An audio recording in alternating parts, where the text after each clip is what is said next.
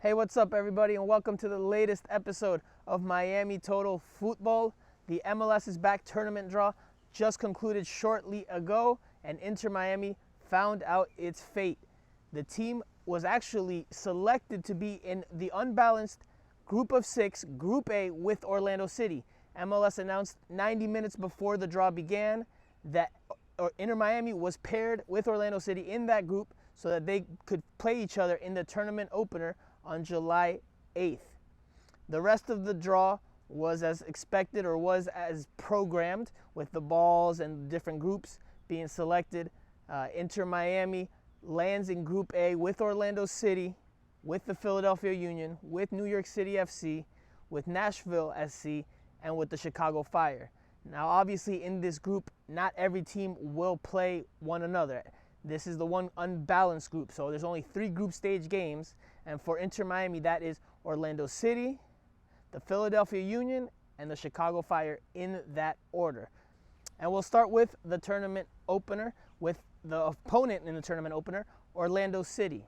It's a team that is going through a bit of an overhaul. They hired a new head coach, in Oscar Pareja, known commodity in MLS circles, but a coach that's coming back from a stint in Liga MX and is trying to overhaul this Orlando City team into a playoff contender.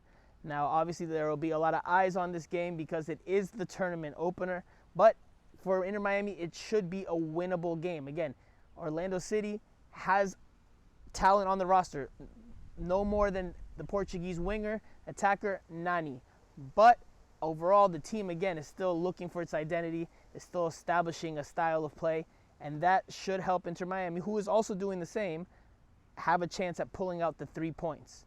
The second game against the Philadelphia Union is against a much tougher opponent. It's an established team that made the playoffs last year and that has been playing for years under head coach Jim Curtin.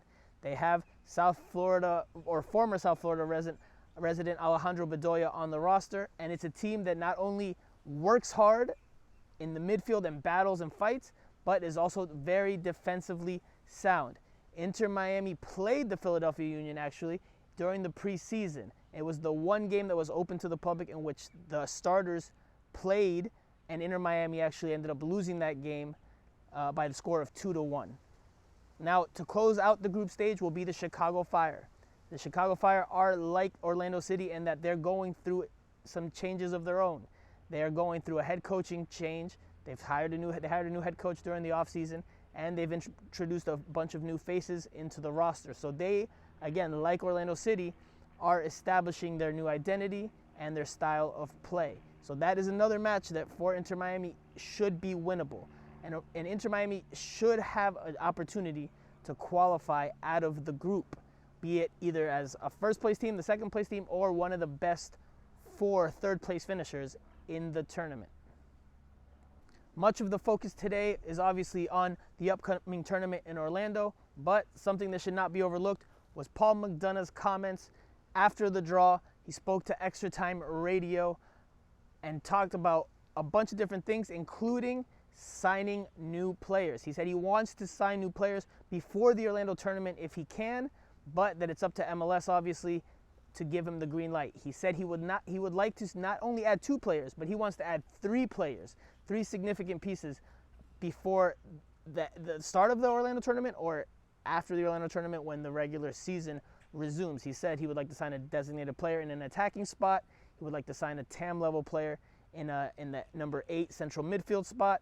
And he said he's now, with Inter Miami holding the top spot in the allocation order, that they could use that as well for either an attacking player or he mentioned a winger, a wide player. So that is something that Inter Miami is looking into and that we can expect to hear more news from in the coming days and weeks. That wraps it up here for the latest episode of Miami Total Futbol. Don't forget to like, comment, or subscribe, and to stay tuned to more coverage of Inter Miami in the coming days and weeks as the team gears up for the start of the MLS's back tournament. I'm Franco Panizo. We'll see you next time.